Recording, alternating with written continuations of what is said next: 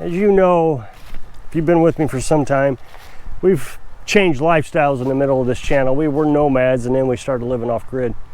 We bought a new place, $4,200, built a tiny house onto it. Recently, YouTube has kind of changed its methods and showing my videos to a new audience. Wow, what a concept that is. If you want to grow an audience, you probably want to show it to new people. But for the longest time, they've only showed it primarily to the subscribers. I've been getting a lot of questions of, can you point me to the videos when you first got here? When we first got here, of course, there wasn't anything here but the well and a scrapped old trailer. So I thought I'd put a compilation video together, show you the place when we first moved on. And I would like for you to watch this video. I'm a little concerned about doing it. I don't know how well it's going to do, and you know, this is my income. I hate to admit it, but this is what I do. And if everybody drops out of the video without watching it all the way through, then it won't get promoted to a new audience. But that's not the biggest problem, is there's no revenue for that day. So I am concerned when I change my methods. But if you've been here for a while on my channel, this might be kind of neat to see a remnants of what we did. Also, you can see how much weight I lost since I've been on the carnivorous diet. And if you're new here, then you're going to see how we put all this together for the first 5 days. So please stick around, check it out. Well, as I said in yesterday's video, Carolyn and I finally made it down to our property, and we are now off gridding. As you can see, it's all weighted over, and there's fence everywhere. I ran over some just a little bit ago. This is the trailer. It's a mobile home that has been demolished. We're going to strip this all the way down to the frame. We're going to clean all this up, take our time and clean it up the best we can. And that's where we're going to build our tiny house, right? Probably right here, back here in the shade. So tomorrow I'll spend my day in this spot. This is the well. There's the well hole right there and covered up. I'll get the pump into that, and then I'll shock the well with bleach water. But over on this side, lots of trash. We got lots of diapers sitting here. There's a creek down there. There's no water in it right this minute. So I would say that there's probably not much water in it at any time. Now right over here, I showed you where the well was. So what we did was we parked down here, and that's where we're going to put the camper for now, out of the way. So the well, I can put an IBC tank around here somewhere with a hose, a garden hose, pump water into the camper, and then we'll have, you know, running water. Okay, so there must have been a shed or something here, and it has fallen down. Somewhere in this area, I'm going to put the solar panels. I got them staged, so in 2 days I'll get those set up. But again, everything has to be cleaned up, and I'm not entirely sure how to do it. For example, I was telling you about barbed wire.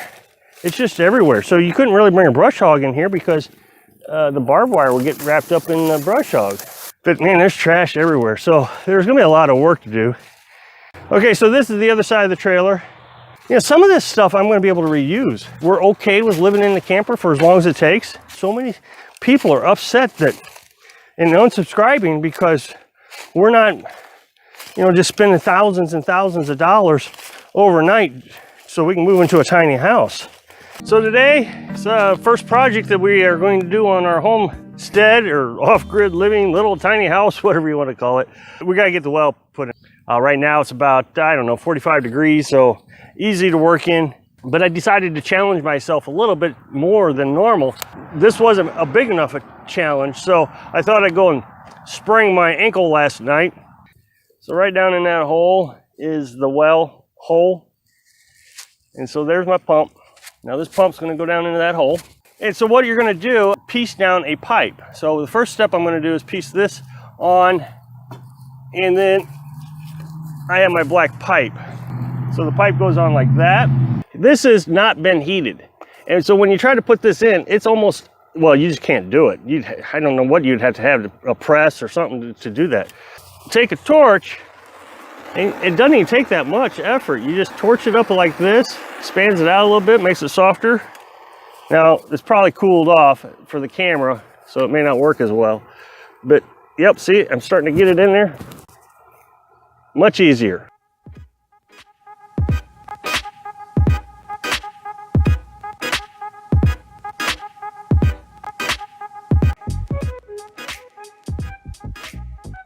I know it's going to be a little bit difficult to hear me. The generator is running. We finally got the well pump lowered down into the well. Right there. I'm recycling the water right now. What I've done is I've put bleach, I put a half a bottle of bleach down into the well. That's going to, what they call shock the well. And so I've dumped the bleach down in there. Now I'm just recirculating the water to get it good and mixed up. Do that for about a half hour. And then tomorrow I will pump the water out of the well until I don't smell bleach in it anymore. It is very muddy. It's dirty water. Rightfully so, because we've just put a well down there and it beat up against the walls and all that mud fell down in there. So we'll let it set overnight and let it get good and clean. And then we'll pump all that water out and the bleach. It'll fill back up and then we'll have fresh drinking water. Stage 1, which is get the well pump running, is complete. Tomorrow we'll get the camper off the truck. That's stage 2. I think all the planning and preparation that we took for the last month and a half has really paid off. This is day 3, living on our off-grid property. So I spent last night hooking up the solar panels, and I'm telling you, I was wore out last night. I mean, I was just done. I'm going to get in shape out of all this. So when we set the camper up, we set it up as level as we could get it. And actually it was spot on level. But the thing is, we were such a hurry and we were running out of daylight that we didn't really take time to level the bricks. So the bricks were catty corner and rolling over, and it was really a concern. Granted, it was only one night. Today I had to redo all that. Also, my shower water was running the wrong way. I had the drain on one side and all the water was collecting on the other side. Well, that wasn't going to work because it would just ran over my little trim that I had set up. So I had to unlevel it a little bit and get the water to run towards the drain. But that's fine. I mean, our head is actually on the high side, and that's key. As long as when you sleep, your head's on the high side, you'll be fine. So I'm down here next to the solar panels. You can see how grown up it is. Somebody came in here with a brush hog and just tore the property up. And we got to get this knocked down. But one of the problems is I can't get a lawnmower or anything down here, even if I wanted to really push the limits of a lawnmower or a brush hog, is because everywhere there is fence line and you can't tell where it's at until you stumble on it. So Carolyn and I have been taking this sling blade. Anybody ever watched the movie Sling Blade with Billy Bob Thornton? That's a really good movie. That's where we got the term. But it's actually like a sickle bar. And so we bought this thing, and within 10 minutes, I was able to clear a hefty little path here. And that did not take a lot of effort. So if we just spent 10 minutes a day trying to knock down these weeds, I think that's going to be a huge gain for us. Then we can go buy a little push mower, and then we'll just be able to keep it down, you know, mow, I don't know, 10 minutes a day until we get in better shape. Over here, right next to the road, might be able to cut some of that down. Not really sure what we're going to do there. Cut it down, but see, we still have all the stumps and everything there. Sickle bar. That was a cheap alternative to really trying to figure out how to buy big, expensive piece of equipment that we didn't need. Now, one of the problems we're going to have with all the trash that we got is taking it to the dump. Again, that's another huge expense. So a lot of this stuff, of course, we can burn. The wood, that kind of stuff. The tin, I might be able to find a recycler who take it for free. But right now, everything is such a trip hazard. This has to be cleaned up first before we even touch the trailer. We bought an IBC tank to start with. There's the battery. I'll talk about that in a minute. So the IBC tank is going to be our storage tank for our water. I've demonstrated that we were filling buckets before, and we're doing quite well filling the buckets, but that's only 40 gallons at a time. You got to carry the buckets all over the place. But with the IBC tank, I think we get like 175 gallons or 200 gallons, whatever it is, I forget, of water. And I only have to fill that up every few weeks. And we'll have unlimited showers. We won't, right now, I'll show you the system in a little bit, but I have a 5-gallon bucket hooked up to an RV pump. And so we get 5 gallons of shower water. And so what we're going to do is we're going to start the well.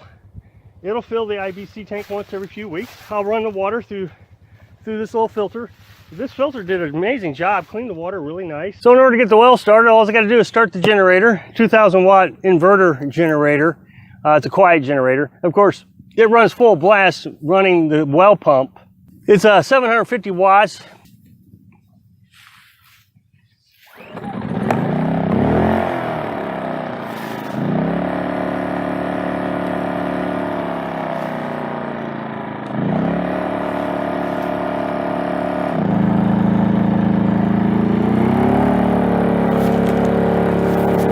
What I'll do is I'll fill the IBC tank with the well, and it'll take a couple hours to fill up. And I don't want to push the well too fast. The well can push out 33 gallons per minute. I've already tested that. It fills a 5-gallon bucket in like 11 seconds, 10 seconds. So I'll fill that tank, and then what I'll do is I will hook a RV pump up to this nozzle. So this is the setup that I've used the entire time that we've been nomads. It's worked great. It's just a bucket with an RV pump hooked to it. So I've drilled a hole through so the water just comes right into the RV pump. Now, the RV pump, just like all RVs, is pressure sensitive. Right now, if Carolyn turns on the faucet, the pressure will reduce on it. It will kick the pump on, and it will pump 3 gallons a minute, I think at 30 PSI. Instead of using the bucket as the tank, I will use the IBC tank as the tank. The pump is a DC pump, so I don't have to have the generator running to take a shower. This hooks right up to the house battery. The house battery is charged by the solar panels.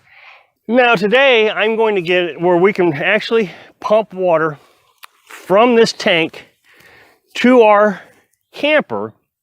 And this is exactly how I'm going to set it up in the tiny house when we build a tiny house too, using an RV pump. When there's a pressure difference, so if somebody opens the faucet in the camper, the pump realizes that there's a pressure loss, it kicks on automatically and pumps water into your device, so our water heater. These IBC tanks come with a discharge valve. If I open this up, the water would just dump right out. So, but you can buy adapters, attachments. All right, so this is the tubing that I bought that's going to attach right here. Now the problem I'm having is the fitting for the IBC tank, the one we just attached, is much bigger than the fitting for the pump itself. The pump is very small in diameter, and so I can almost fit the hose from the IBC tank around the hose of this one. So I have to downsize it. And so they gave me a series of fittings that I'm going to attach to get this IBC tank hose to attach to this hose. So now I've attached the pump to the IBC tank, and I should be able to open it up. And so now I open it up, and I can see that I have no leaks. And the pump will hold back the water until I turn it on.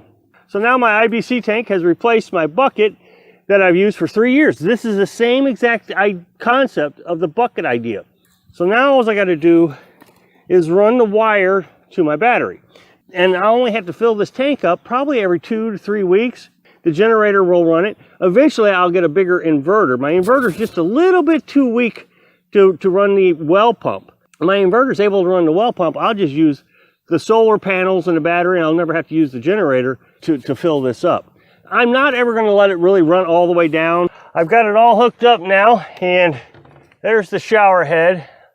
I'm outside, so there's plenty of light. I'll turn on the water, and so now I have water. I'll walk over so you can hear the pump. Right there is the pump.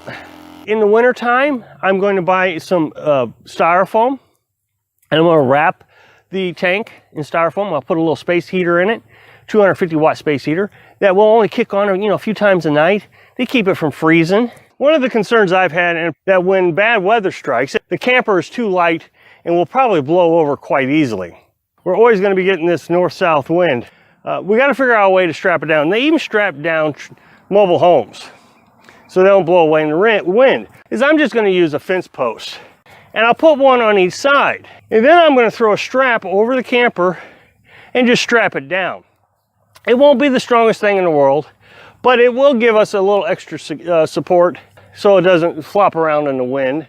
I know that it can take quite a bit. I would say that once we get up to about 60-mile-an-hour wind, then we need to start worrying about things. The third problem we ran into yesterday was how muddy it got.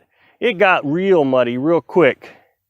Fortunately, there's a bunch of trash up there at the trailer. You can see it probably right through the tree line there, that we got to clean up anyway. Well, up there is some bricks. So as you see here, we have a bunch of bricks just laying on the ground. I was gonna have to throw them away or stack them up or do something with them.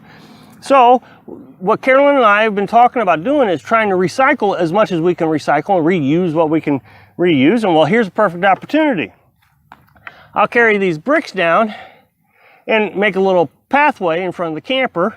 So if you'll click this up next box, it'll take you to a video where I was talking about financing property.